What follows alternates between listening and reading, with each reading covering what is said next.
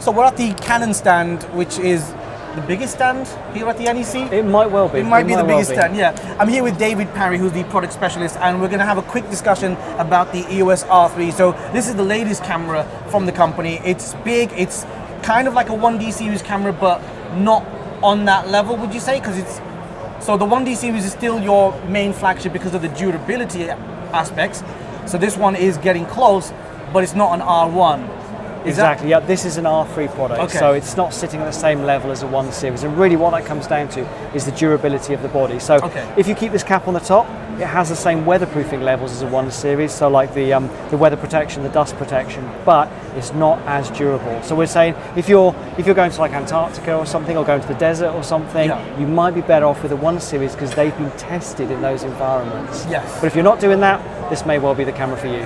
So we are yet to see an R1 or a 1 series RF mount camera then. Well, we'll have to see what happens with the future of our products. Okay, so a quick run through the specifications. This can shoot 24 megapixels, correct? Full frame camera, RF mount, and it's got a whole new suite of updates on the autofocus performance. So the autofocus on this one, if you were to compare it to, let's say, the EOS R5 or the R6, how much better is this in terms of the autofocus? Well, all the algorithms within this have been improved over the R5 and the R6. So if you thought the R5 and R6 was sticky, you want to try one of these. It has the same animal detection, it has the same sort of face detection and people detection. It also has the same eye detection as well, but the new one on here is vehicle detection. Okay. So yeah, it will recognise vehicles as well. So it's using our, we call it our deep learning capability, which we first launched on the 1DX Mark III. Yeah. And this system is a system that we have where we can teach the algorithms of the AF system what to look for. How does that work? So how do you that's quite interesting. So what do? Do you just feed the algorithm a whole bunch of information about what cars are and what they look like? And basically, yes. Oh, so what we're doing is we give the algorithm, the system, images, lots and lots, thousands and thousands of images, for it to recognise what in this case, like a vehicle will look like. When I say vehicle, I'm talking about things like saloon cars, rally cars, Formula 1 cars, GT cars, open cockpit cars. So we've taught it what a human wearing a crash helmet looks like. It seems bizarre, but yeah, we've taught it how that looks at different angles, different lighting conditions, and that kind of thing. So this algorithm can recognise those at a distance, in poor lighting conditions, and this kind of thing. Even at a distance, so let's say you're photographing the Formula 1 or something, and you're at a distance and the cars are kind of coming down a bend. Yeah. This camera would be able to pick out the cars from the road and whatever else, and it can understand exactly what the car is and focus on each individual one. What about if you've got multiple cars? How does it handle that? So what you would do, it generally picks the vehicle that's closest to the centre, unless you're moving the AF point around. So you can move the AF point and tell it what to look for. And what it will do is it'll pick up the vehicle first. If the vehicle's a long way away, it'll pick up the vehicle first of all. And if you've got the helmet detection turned on, as it gets nearer, say an open cockpit Formula 1, as the vehicle's far away, it'll recognise the vehicle. As it gets closer towards you, when it gets to a point, it'll start to recognise the helmet and it'll switch over to the helmet detection. Incredible. This, for motorcycle racing, is fantastic. Of course. So it can pick up the motorcycle, come around the corner, as the motorcycle gets closer to you, it'll flick onto the helmet, and then you know that is pin sharp. So not only can this recognise, cars, it can also recognise motorcycles as well. Yeah. Any other types of vehicles? So officially, it's just cars and motorcycles. Can recognise a bus or a truck? You'll probably recognise a JCB to be fair, but they go pretty slow, so you should be able to follow it anyway. We've tried this with some push bikes as well, with people wearing full face helmets, and it seemed to work really well with that. Even with full face helmets, it can recognise. Yeah, so I'm thinking, haven't tested personally, and we'll have to see what happens when people get their hands on these. But I'm thinking that motocross bikes and downhill mountain biking, these should work really well with it. But we don't officially support it, so we'll have to wait and see. Amazing. Does it have those autofocus features in video as well?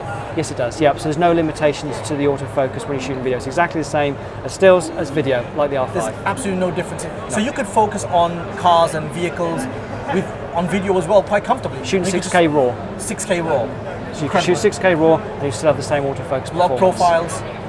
Yep.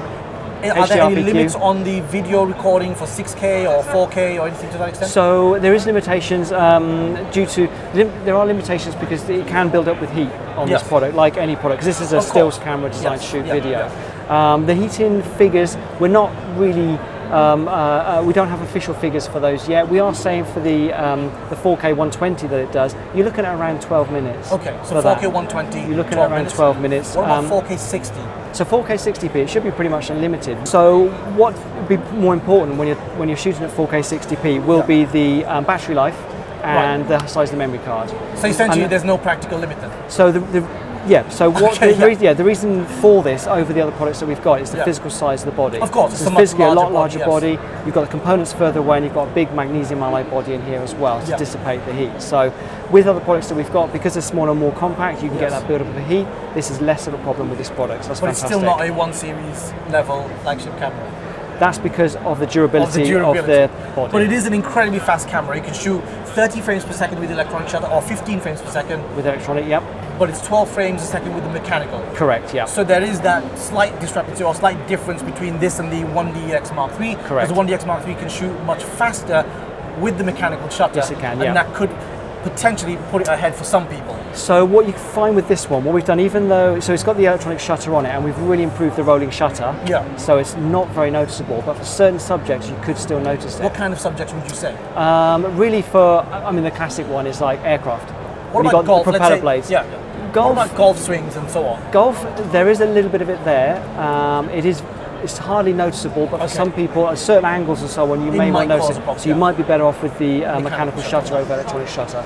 But it really depends on what your shooting subject is. But for most situations, the electronic shutter is great. You have to be careful with 30 frames a second though. You can burn through a memory card very quickly. Yes. And what's the sync speed on this?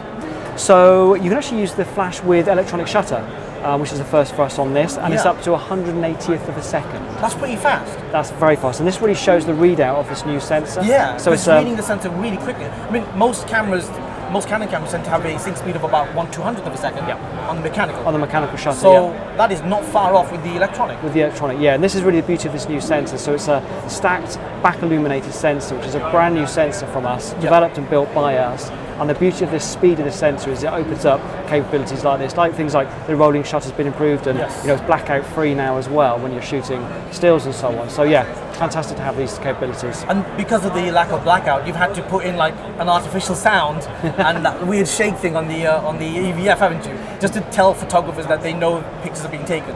Yeah. So previously, and we still have it on this one, you have a white box that appears when you're shooting continuously silently, which you can still do completely silently if you want to. But yes, we have put a shutter sound on here to really help you, because you can burn through cards like crazy at 30 frames a second if you're not careful. Amazing. Thank you so much for giving us a quick demonstration of the camera. Quick introduction to the camera, I should say, a hands-on review. Really appreciate that. No problem. But yeah, that's just a very quick hands-on discussion about the EOS R3 and some of the cool new features, such as the algorithms that you've updated for the vehicle autofocus. That still blows my mind. Yeah. That still blows my mind. So vehicle autofocus and the autofocus system overall, eye detect, animal detect. Yeah, it's crazy what this camera can do. Thank you so much for watching, and I hope to see you guys in the next one. Thank you.